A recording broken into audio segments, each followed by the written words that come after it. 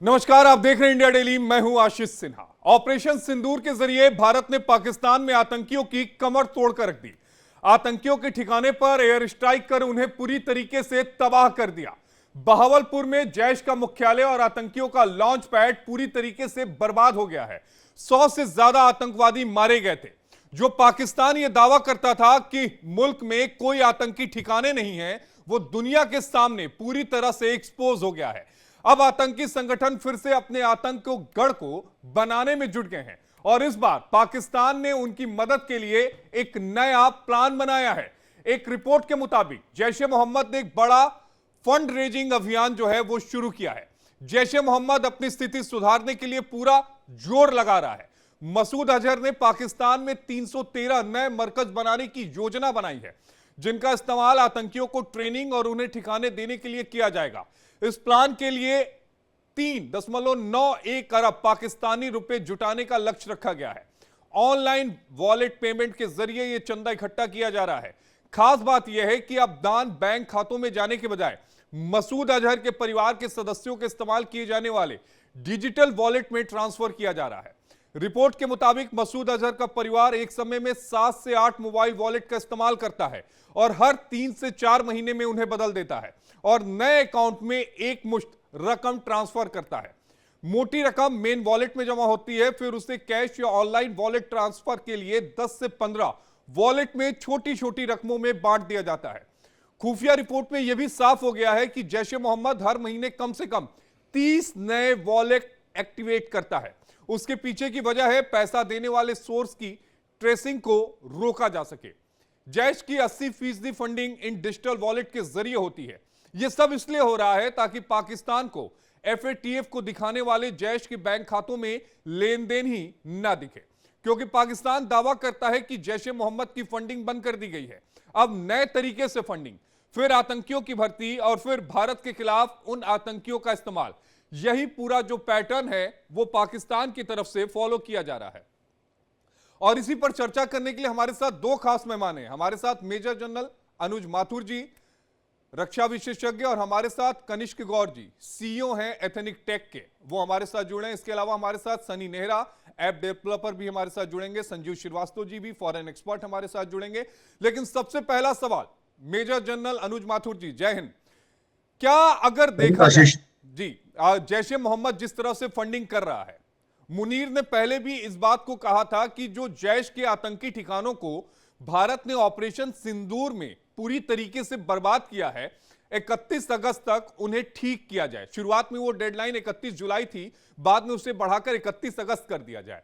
अब एक ऑनलाइन चंदा के जरिए पैसा इकट्ठा करना। आशीष देखिए, मैं आपको एक बात बताऊं, ये बात हम पहले कर चुके हैं जी कि जब जब से ये आतंकवादी अड्डों पर भारतवर्ष ने हमला करके उनको तबाह किया। ये शब्द तबाह को समझने की आवश्यकता है, क्योंकि बिल्कुल जो मरकज है, सुभान अल्लाह, जो इनका भावलपुर में अड्डा था वो पूरी तरह से तबाह हो गया था। तो इसका एक प्रमाण उस समय भी आया था कि जब उन्होंने उनके जो 14 मसूद अजहर के परिवार के लोग मारे गए थे, उनको 1-1 करोड़ रुपया और कुछ करोड़ रुपए उन्होंने मरकज को दोबारा ठीक करने के लिए सेट असाइड कर दिए थे। तो ये पाकिस्तान के ऊपर दबाव जो है वो आज टेररिस्ट ऑर्गेनाइजेशंस के द्वारा बहुत ज्यादा दबाव उनके ऊपर है। और वो दबाव इसलिए है कि वो यूं कह रहे हैं कि भाई आपने हमारे इतने लोगों को हलाक करवा दिया और इतने हमारे अड्डे तबाह बर्बाद हो गए, और आपने हमारे लिए क्या मेजर किया? जनरल क्या अनुज माथुर जी, आपको ध्यान में होगा उसके बाद जैश ए हाँ, मोहम्मद की तरफ से पाकिस्तान के अलग अलग हिस्सों में, अलग अलग प्रांतों में एक प्रेस कॉन्फ्रेंस की गई या फिर एक सम्मेलन भी किया गया, जिसके जरिए उन्होंने फंडिंग जुटाना वहां से शुरू कर दिया था और कहा यह गया था कि जो मरकज तबाह हुआ है उसे फिर से बनाना है। बिल्कुल बिल्कुल, देखिए ये बिल्कुल ये सही है। और न केवल ये, उन्होंने एक और चीज देखी है जो कि आप अभी अपने उसमें बता रहे थे कि 313 मरकज बनाएंगे, क्योंकि उनको ये लगा कि उनके जो सिलेक्टेड 4-5-6 बड़े मरकज थे उन पे इकट्ठा हमला हुआ और वो सारे समाप्त हो गए, तो बहुत बड़ा नुकसान हुआ। तो अब वो क्या करने की डिस्पर्शन बना रहे हैं ताकि वो दूर दूर फैल जाएं और इस पे हमला करके इनको तबाह करना आसान ना रहे किसी के लिए भी। ये बात देखिए, आपको हमको ये समझने की आवश्यकता है कि ये क्यों किया जा रहा है, ये डिजिटल ट्रांजैक्शन क्यों। क्योंकि 2019 में अगर आप याद करें तो 2019 में पाकिस्तान एफएटीएफ की ग्रे लिस्ट में था, और उस ग्रे लिस्ट से बाहर निकलने के लिए उन्होंने मौलाना मसूद अजहर और उसके सारे भाइयों और पूरे परिवार के जो अकाउंट्स थे उनको सीज किया था, और उनके ऊपर एक तरीके का रेस्ट्रिक्शन लगाया था, जो कि मेरे हिसाब से शैम रेस्ट्रिक्शन था, लेकिन वो उनको लगाना पड़ा। और वो लगातार इस बात को कहते रहे कि पाकिस्तान में ना तो आतंकवादी संगठन है, ना पैसा वहां लगाया जा रहा है, और 3 साल में वो एफएटीएफ की ग्रे लिस्ट से बाहर निकलने में कामयाब हो गए। अब वो नहीं चाहते कि दोबारा वो एफएटीएफ की ग्रे लिस्ट में जाएं, तो इसलिए उन्होंने इस प्रकार का एक ट्रांजैक्शन सिस्टम बनाया है, जिससे कि वो एफएटीएफ की स्क्रूटनी को अवॉइड कर सकें, उसको डिसीव कर सकें। क्योंकि अगर वो एफएटीएफ की स्क्रूटनी में आ जाते हैं, वैसे ही पाकिस्तान जो है वो ब्लैक लिस्ट, ग्रे लिस्ट होने के बहुत नजदीक ऑलरेडी पहुंचा हुआ है, क्योंकि सबको नजर आ रहा है। और टीआरएफ में जब से बैन हुआ है, तो ये बहुत चीजें ऐसी ऐसी उभर करके आ रही हैं जो कि इनको ग्रे लिस्ट की तरफ धीरे धीरे अग्रसर कर रही थी। इस वजह से उन्होंने ये पैसा इकट्ठा करने का तरीका निकाला है, which deceives the scrutiny of FATF 1।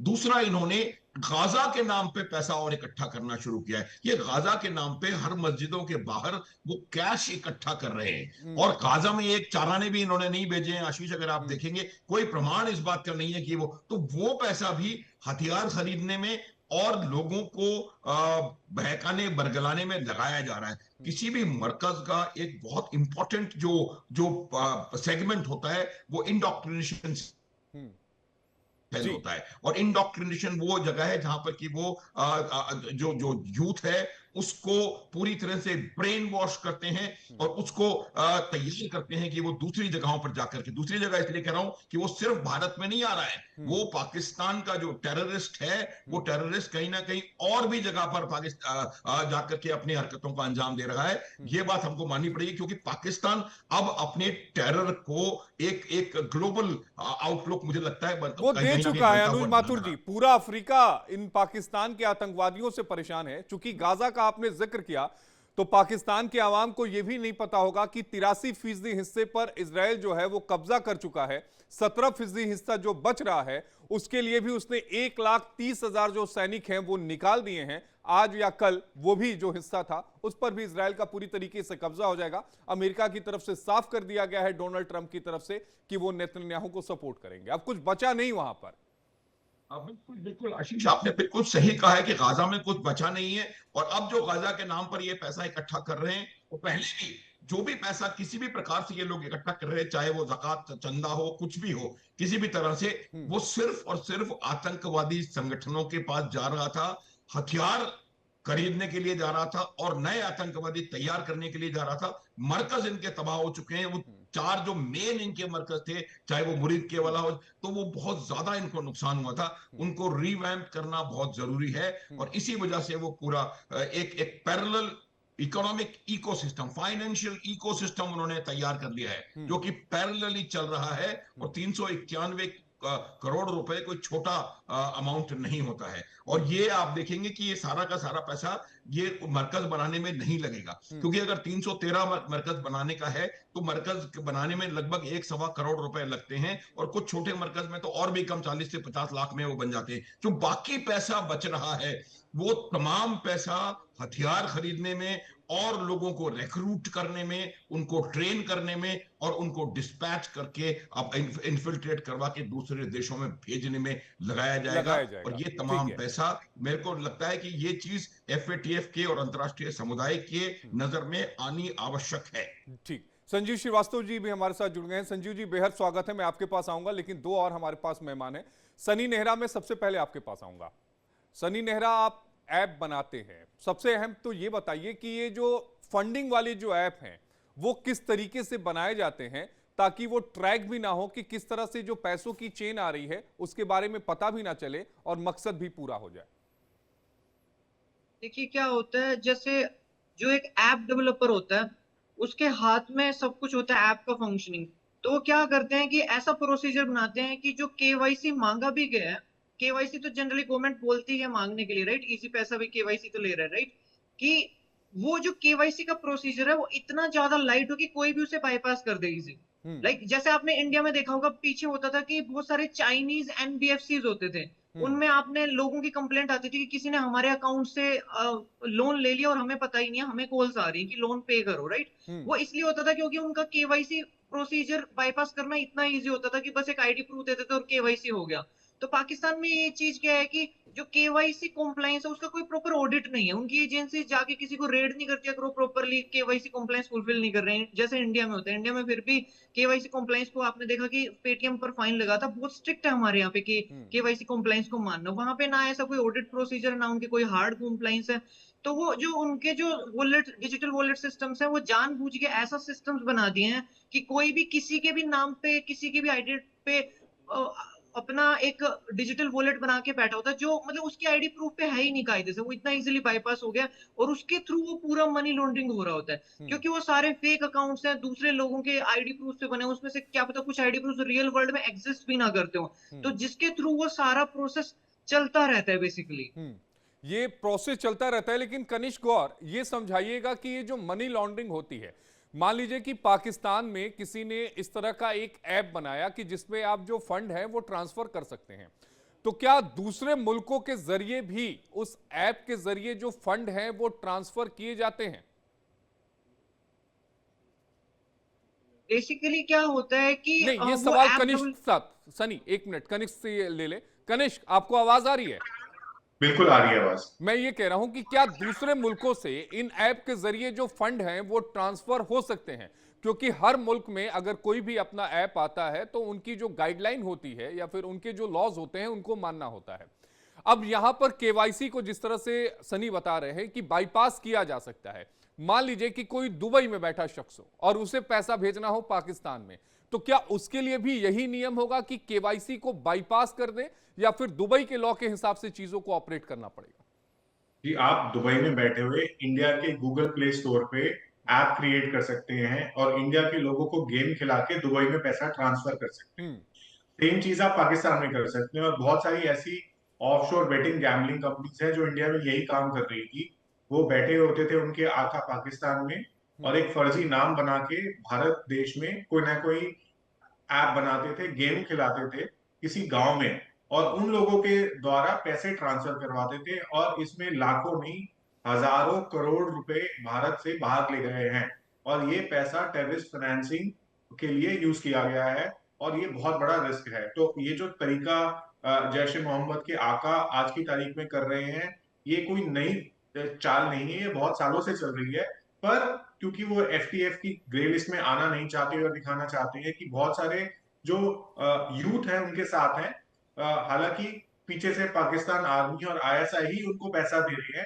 ये सिर्फ एक छलवाड़ा है जो उन्होंने बनाने की कोशिश करी है, ताकि वो असली जो इसके पीछे इरादे हैं उनको साफ ना कर सके। और दूसरा तरीका जो है आज की तारीख में क्रिप्टो करेंसी और नॉन फंजेबल टोकन के थ्रू भी आप पैसा ट्रांसफर कर सकते हैं, क्योंकि क्रिप्टो करेंसी और नॉन फंजेबल टोकन ब्लॉकचेन का इस्तेमाल करते हैं, जिसमें पता नहीं लगता है कि पैसा आया कहां से है। और क्रिप्टो करेंसी ऑपरेट करती है डार्क वेब के थ्रू, तो आपको पता नहीं लगेगा पैसा आया कैसे है और गया किस रास्ते है। तो मल्टीपल क्रिप्टो करेंसी अकाउंट्स के थ्रू आप पैसा ट्रांसफर कर सकते हैं, और आईएसआई काफी तरह से ये कारगर है इस काम को करने में। और इसी राउट के थ्रू मुझे लगता है जैश ए मोहम्मद को एक फ्रंट एंड बना के, ये एप्स बना के पैसा देने की साजिश की जा रही है। ठीक है संजीव श्रीवास्तव जी, एक सवाल ये उठता है कि एफएटीएफ इस पूरे मसले पर क्या कर रहा है? पाकिस्तान के जो हुक्मरान हैं उनकी तरफ से मंशा बिल्कुल साफ है कि वो आतंकवादियों को समर्थन जो है वो बंद नहीं करेंगे, बल्कि वो और ज्यादा उनको मजबूत करने की कोशिश जो है वो कर रहे हैं। एफएटीएफ क्या कर रहा है और अंतर्राष्ट्रीय स्तर पर इसके इंपैक्ट क्या होंगे? देखिए आशीष जी, पाकिस्तान की जो आतंक परस्त मानसिकता है, जो उसकी एक जिहादी जो सोच है, वो पूरी तरीके से अभी भी बनी हुई है, और उसमें मैं कोई परिवर्तन नहीं देखता। और ऐसा लगता है कि ये जो आतंक परस्त जो मानसिकता है वो पाकिस्तान के हुक्मरानों के डीएनए में प्रविष्ट कर गई है, और इसका जो इलाज है वो सिर्फ और सिर्फ शक्ति है, ताकत के माध्यम से ही उसका इलाज हो सकता है। और उसके उसके ऊपर सख्त से सख्त कार्रवाई की आवश्यकता है। और चाहे वो पाकिस्तान की द्वारा किए जा रहे काइनेटिक एक्शंस हो, जो कि वो आतंकी साजिशों के माध्यम से करता है, या आर्थिक रूप से वो जो साजिशें रचता है, आतंकवाद को फंडिंग करना, मनी लॉन्ड्रिंग, टेरर फाइनेंसिंग, इन सभी के ऊपर भी सख्त से सख्त कार्रवाई की आवश्यकता है। यही एकमात्र उपाय है और पाकिस्तान के ऊपर कड़ा प्रहार होना चाहिए। FATF इस संदर्भ में सबसे महत्वपूर्ण संस्था है, फाइनेंशियल एक्शन टास्क फोर्स, और पाकिस्तान को पहले भी ग्रे लिस्ट में कई बार डाला जा चुका है। लेकिन जिस तरीके से पाकिस्तान के द्वारा अनेक तरीके की साजिशें रची जा रही हैं, चाहे वो फ्रंट ऑर्गेनाइजेशंस बना करके, TRF जिसने ये पहलगाम की आतंकी घटना को अंजाम दिया था, वो भी लश्कर तोयबा का ही एक फ्रंट ऑर्गेनाइजेशन है। और उसी तरीके से अब भारत के ऑपरेशन सिंदूर के बाद जब ये पाकिस्तान का जो पूरा तंत्र एक्सपोज हो गया, डेसिमेट हो गया, उसके बाद अब ये इस नए तरीके की साजिशें कि इस तरीके के एप्स का इस्तेमाल करते हुए फंडिंग कराना, और जाहिर है कि सारा पैसा पाकिस्तान के जो स्टेट, जो वहां का स्टेट स्पॉन्सर्ड मैकेनिज्म है पूरा आतंकवाद को सपोर्ट करने का, उसी तरफ से आ रहा है। लेकिन ये दिखाने के लिए कि लोग उसको सपोर्ट कर रहे हैं और ये तरह तरह से लोग उसको कंट्रीब्यूट कर रहे हैं इत्यादि इत्यादि। तो ये जो सारा जो साजिश है वो पाकिस्तान की आतंक परस्त जो उसकी सोच है उसको दर्शाता है। ये शैतानी ताकतें हैं, आसुरी शक्तियां आशीष जी, और इनका इलाज काइनेटिक एक्शन है।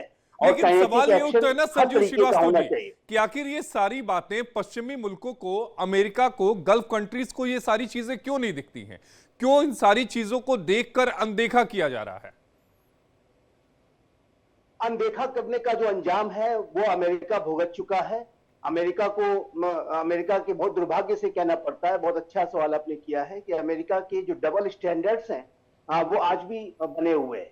आतंकवाद के ऊपर जिस तरीके की एकजुटता दिखानी चाहिए, ट्रंप प्रशासन तो एक तरफ हमास को जैसे आतंकी संगठन के ऊपर तरह तरह के बड़े कार्रवाइयों की धमकियां देता है, और वहीं मुल्ला मुनीर को लंच के लिए बुलाया जाता है और तरह तरीके से उसको अपीच करने की कोशिश की जाती है। तो ये जो आतंकवाद के प्रति जो डबल स्टैंडर्ड्स है, उसी का परिणाम ये रहा कि ओसामा बिन लादेन जैसा जो आतंकी, जो कि 9/11 का अमेरिका के ऊपर हुए सबसे बड़े, या पूरे कहें कि पूरे विश्व के ऊपर हुए सबसे बड़े आतंकी हमले, 9/11 का जो मास्टरमाइंड था वो पाकिस्तान में बैठा हुआ था। वो यही कारण पाकिस्तान, अमेरिका की यही जो डबल स्टैंडर्ड्स की वजह से पाकिस्तान को ये मौका मिला कि वो ओसामा बिन लादेन को छुपा करके रख पाए।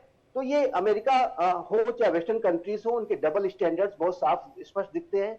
वो अपनी जो है अनेक वेस्टेड इंटरेस्ट को हासिल करने के लिए तरह तरीके के स्ट्रेटजिक और फॉरेन पॉलिसी, जो उनके जो टैक्टिकल पॉइंट्स होते हैं, उनको गेन करने के लिए वो पाकिस्तान जैसे आतंकवादी राष्ट्र को अपीच करने की कोशिश करते हैं। और ये अमेरिका के लिए भी घातक साबित हुआ है। और यदि अमेरिका नहीं संभला या वेस्टर्न कंट्रीज नहीं संभले, तो आगे आने वाले समय में और भी बड़ी जो साजिशें ये आतंकी शैतानी जो सोच रखने वाले आसुरी शक्तियां हैं ये रच सकती हैं। आपने देखा आशीष जी कि ये जो हमास नामक आतंकी संगठन है, 2007 से इसको मौका दिया गया था और 2023 में जाकर के उसने इजराइल के ऊपर इतना बड़ा हमला कर दिया, क्योंकि उसकी जो मानसिकता है वो उसकी जो एक क्लैश ऑफ सिविलाइजेशंस को, धर्मों के विरुद्ध, लेकिन आपने यहाँ डबल स्टैंडर्ड की बात बिल्कुल सही कही। मेजर जनरल अनुज माथुर जी से इस सवाल ले लेता हूं। मेजर जनरल माथुर जी, जब हमास को लेकर इजराइल ये कहता है कि हमास के साथ कोई शांति वार्ता नहीं होगी, इसको पूरी तरीके से खत्म करना है, डोनाल्ड ट्रंप इजराइल को बैकिंग करते हैं, लेकिन हमास और ये जो आतंकी संगठन है ये अलग थोड़ी ना है। बिल्कुल आशीष, आप सही कह रहे हैं। अमेरिका का इतिहास रहा है, अमेरिका बात कुछ और करता है और उसका जो she never walks the talk, हमेशा आप देखें, आज से नहीं है, मैं आपको उदाहरण दे सकता हूं इतिहास से। वो कोल्ड वॉर टाइम पर जब वो डेमोक्रेसी के चैंपियन बना करते थे, तब भी उन्होंने चिले, निकारागुआ ऐसे देशों में जो कि बिल्कुल हार्ड कोर टेरर डिक्टेटरशिप्स थे उनको समर्थन दिया, और उनका वजह सिर्फ एक थी कि वो एंटी कम्युनिस्ट थे। तो वो कहीं भी अपना उनका स्टैंडर्ड पॉलिसी नहीं है। तो अमेरिका की हर पॉलिसी सिर्फ और सिर्फ उनके अपने इंटरेस्ट के ऊपर आधारित होती है। और आज जो परिस्थिति है, उस परिस्थिति में अमेरिका को पाकिस्तान की आवश्यकता है, ईरान को काउंटर करने के लिए, अफगानिस्तान की तरफ देखने के लिए, चीन अरे को देखने ईरान के को लिए। काउंटर और करने के लिए तो सीरिया का जो नया राष्ट्रपति है अल बशर, वो भी जो तो कभी वही मैं कह रहा हूं उसामा बिन लादेन का राइट हैंड हुआ आशीष। करता था। मैं यूं कह रहा हूं कि अगर ओसामा जिंदा होते और हम्म अगर अमेरिका को लगता कि ओसामा से भी उनको लाभ मिल सकता है, हम्म तो वो अमेरिका जिसको कि ओसामा ने बर्बाद किया, वो ओसामा से भी हाथ मिला लेता। हम्म इतना ज्यादा उनका जो सोच विचार है डबल स्टैंडर्ड्स का और घटिया सोच विचार है। हम्म उसकी वजह सिर्फ यही है कि उन्होंने टोपी लगा रखी है, उस पर लिखा हुआ है मागा, और उनको समझ में नहीं आ रहा है कि मेक अमेरिका ग्रेट अगेन का तरीका क्या हो सकता है। और इवेंचुअली मैं आपको बता रहा हूं, पूरी दुनिया देख रही है और अमेरिका को कहीं ना कहीं इस पॉलिसी से नुकसान होने वाला है, ये बात आप देखिएगा। I wish it happens that way. और दूसरी बात ये होती है कि जहां तक सवाल पाकिस्तान का है, मुनीर को 2 बार बुलाया गया, 2 बार वो गए नहीं है, उनको सम्मन किया गया था। और पहली बार ईरान के खिलाफ कार्रवाई करने के लिए, और दूसरी बार भारत के खिलाफ जहर उगलने के लिए। कोई भी मिलिट्री जनरल दूसरे देश का दूसरे तीसरे देश में जाकर के इस प्रकार का स्टेटमेंट नहीं दे सकता कि मैं आधी दुनिया बर्बाद कर दूंगा। ये सब ट्रंप के शब्द हैं, मुंह मुल्ला मुनीर का है। तो ये मेरा मानना है कि अमेरिका डबल स्टैंडर्ड्स के लिए हमेशा से जाना जाता रहा है, और वजह उसकी सिर्फ ये है कि वो अपना साधना, अपनी चीज को साधना चाहते हैं। मैं हेनरी किसिंजर, जो कि उनके खुद के मंत्री थे, उनको कोट करूंगा कि अमेरिका की दुश्मनी खराब है और अमेरिका की दोस्ती उससे भी हालांकि कहीं अनुज ज्यादा माथुर जी, खराब है। अमेरिका इस बात को भूल जाता है कि आग लगेगी तो आएंगे कई जद, कई घर इस जद में, आग लगेगी तो आएंगे कई घर इस जद में, इस गली में केवल हमारा मकान थोड़ी है। राहत इंदौरी साहब का शेर है। मुझे लगता है कि डोनाल्ड ट्रंप साहब को इस बात को समझना पड़ेगा। फाइनल कमेंट ले लें क्योंकि समय की कमी है। सनी नेहरा जी, एक फाइनल कमेंट इस ऐप जो जिस तरीके से ऑपरेट हो रही है उसके ऊपर। जी देखिए, जैसा कि मैं पहले भी बता रहा था, एप्स बनाना एक डेवलपर के लिए बहुत इजी है, और डिजिटल वॉलेट्स वगैरह सेटअप करना इजी है। केवाईसी उसके हाथ में होता है, वो कितना उसे ज्यादा स्ट्रिक्टली बनाता है, राइट, वो सब इजी है। अब क्या है कि जैसे आपने अभी उनसे एक क्वेश्चन भी पूछा था कि क्या फॉरेन यूजर्स भी उस ऐप को यूज करके फंड्स भेज पाएंगे। जी वो बिल्कुल भेज पाएंगे, राइट। हालांकि हर नेशन का, जैसे इंडिया या पाकिस्तान, कोई भी नेशन है, उनका फॉरेन से जो पैसा आना है, जो अगर जैसे इंडिया ने अगर कोई आज यूपीआई शुरू किया है, तो जो फॉरेन यूजर्स होते हैं उनके लिए प्रॉपर लॉज होते हैं, राइट, कि किस टाइप का पैसा आ सकता है, किस टाइप का पैसा नहीं आ सकता, उनका केवाईसी क्या होगा क्या नहीं होगा, राइट। जैसे हमने मोहम्मद जुबैर के केस में देखा था, कैसे पुलिस ने प्रॉपरली ऑडिट किया था कि रेजर पे के थ्रू बाहर से कौन कौन सा पैसा आया, उनका आईपी एड्रेस क्या था, क्या वो एनआरआई थे, वो नहीं थे। हर चीज को प्रॉपरली ऑडिट किया जाता है। तो पाकिस्तान में भी ऐसे प्रॉपर वो बने हुए हैं टू से, मतलब कि फॉर्मेलिटी के लिए तो कानून बनाए ही जाते हैं, राइट। लेकिन पाकिस्तान को जब ये पता है कि वो टेरर फंडिंग के लिए यूज हो रहा है, और जब उनका सिस्टम उस चीज में मिला हुआ है, तो वो उस चीज का ऑडिट नहीं होने देंगे। और जो वॉलेट्स हैं, जो उनके जैसे इजी पे वहां पे ज्यादा यूज हो रहा है, जो उनका खुद का ही वॉलेट सिस्टम है बेसिकली, वो तो जानबूझ के उन चीजों का ऑडिट नहीं करेगा। उसने तो जानबूझ के ऐसा मैकेनिज्म बना रखा है कि ठीक है, इजीली केवाईसी बाईपास हो गया और इजीली पैसा यहां से वहां घूमता रहा विद इन पाकिस्तान, और पाकिस्तान से बाहर के अगर कोई यूजर्स हैं उनके बीच में भी वो इजीली घूमता रहा, चाहे वो फेक आइडेंटिटीज पे ही क्यों ना बने हुए अकाउंट्स हैं। वो उसे रिव्यू नहीं करना चाहते हैं। अगर वो प्रॉपर एआई लगाएं, प्रॉपर बायोमेट्रिक्स वगैरह लगाएं, तो वो इन चीजों को रोक सकते हैं, लेकिन वो रोकना ही नहीं चाहते हैं, रोकना ही नहीं बिल्कुल भी नहीं चाहते। रोकना कनिष्क चाहते। गौर जी, तो आखिर रोक लगेगी कैसे? जी, रोक लगेगी अगर इंटरनेशनल प्रेशर बनेगा और पाकिस्तान के ऊपर प्रेशर बनाया जाएगा कि वापस उसको एफएटीएफ की ग्रे लिस्ट में ऐड किया जाएगा। सिर्फ यूएस नहीं, जो यूरोप के देश हैं और इजराइल जैसा देश है जिसने आतंकी हमलों का असर देखा है, वो इस बात को आके इंटरनेशनल कम्युनिटी में कहेगा कि पाकिस्तान भी आका है टेररिज्म का। तभी ये चीजें हो सकती हैं, क्योंकि आज की तारीख में जो पहले ऑफलाइन फंडिंग होती थी हवाला के द्वारा, वो सब ऑनलाइन मूव कर दी गई है। और ये जो जितने भी नए तरीके इस तरह से हैं ताकि छुपाया जा सके कि इसके पीछे पाकिस्तान की ही सरकार है जो टेररिस्ट फाइनेंसिंग और फंडिंग कर रही है, और इसका असर सिर्फ भारत देश में नहीं है, दुनिया भर में है। चाहे हम इसको यूएस में देख लें, चाहे हम इसको मिडिल ईस्ट में देख लें, तो पाकिस्तान को जब तक हम टेररिज्म की फैक्ट्री घोषित नहीं करेंगे और उसका प्रूफ दुनिया को नहीं दिखाएंगे, तब तक हम उनको ये बता नहीं सकेंगे कि इसका सबक पूरे विश्व को झेलना पड़ सकता है। संजीव श्रीवास्तव जी, एक यहां पर बात इन्होंने कही, कनिष्क जी ने, कि पाकिस्तान को दुनिया में आतंकवादी मुल्क घोषित करने की कोशिशें जो हैं वो होनी चाहिए और उसे घोषित किया भी जाना चाहिए। भारत की तरफ से कई बार डोजियर भी दिए गए हैं, लेकिन ऐसा हुआ नहीं। आपको क्या लगता है कि किस तरह से अंतर्राष्ट्रीय पटल पर पाकिस्तान के खिलाफ अपने केस को हम और मजबूत कर सकते हैं ताकि इन फंडिंग्स पर रोक लगे और इन आतंकवादी संगठनों को टीआरएफ की तरह जो है जैश ए मोहम्मद को भी बैन किया जाए? देखिए, Bharat financial action task force का एक बेहद सम्मानित सदस्य है और भारत को ये चाहिए कि लगातार इस तरीके की जो साजिशें चल रही हैं, फ्रंट ऑर्गेनाइजेशन बनाना, ऐप्स के माध्यम से ऑनलाइन चंदा इत्यादि, ये जो सारी जो टेरर फंडिंग, टेरर फाइनेंसिंग और मनी लॉन्ड्रिंग की जो साजिशें चल रही हैं, उसके सारे सबूत एफएटीएफ में भारत को रखने चाहिए। वेस्टर्न कंट्रीज के डबल स्टैंडर्ड्स हम देख ही रहे हैं, वेस्टर्न कंट्रीज से ज्यादा कुछ अपेक्षा नहीं कर सकते। और जब उनके ऊपर कोई अगर हमला हो गया तो वो तो अफगानिस्तान पहुंच जाएंगे, वो तो पाकिस्तान में जाकर के कोई भी बमिंग कर देंगे। लेकिन जब यदि भारत के खिलाफ साजिश चल रही है या भारत इंडिया सेंट्रिक जो टेररिस्ट ऑर्गेनाइजेशन है, जब वो साजिशें करेंगे तो अमेरिका अपने आप पे पट्टियां बांध लेता है, वेस्टर्न कंट्रीज अपने आप पे पट्टियां बांध लेते हैं। तो उनके ऊपर ज्यादा हमें रिलाई नहीं करना है, हमें अपनी जो लड़ाई है आतंकवाद के खिलाफ लड़नी वो है, हमें जारी रखनी है। अनुज माथुर जी, 30 सेकेंड, उसके बाद वाइंड अप करूंगा, प्लीज। देखिए, मैं ये कह रहा हूं कि पाकिस्तान के ऊपर अंतर्राष्ट्रीय समुदाय का दबाव आना, क्योंकि हर एक जानता है कि सारा पाकिस्तान जो है वो टेररिज्म का एपिसेंटर है।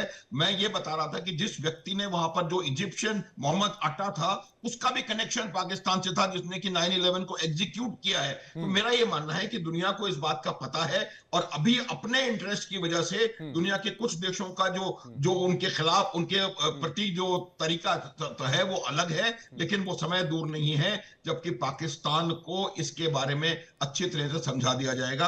और एक बात और मैं कहना चाहूंगा चलते जाते जाते कि पाकिस्तान का जो बलोचिस्तान वाला हिस्सा है, जब वो अलग होगा तब पाकिस्तान की बिल्कुल कमर जो है वो जाहिर तौर पर, क्योंकि वो डेकोरिखी है, जहां पर तांबा भी है, जहां पर सोना भी है और जहां पर नजर चाइना की भी है और अमेरिका की है। यही वजह है कि अमेरिका पाकिस्तान के प्रति बेहद सॉफ्ट हो रहा है। आप सभी 4 खास मेहमानों का जुड़ने के लिए बेहद शुक्रिया। आपने अपना कीमती समय दिया। हमारे साथ 4 खास मेहमान थे जिन्होंने अपनी बातों को रखा। इस न्यूज बुलेटिन में अभी के लिए इतना ही।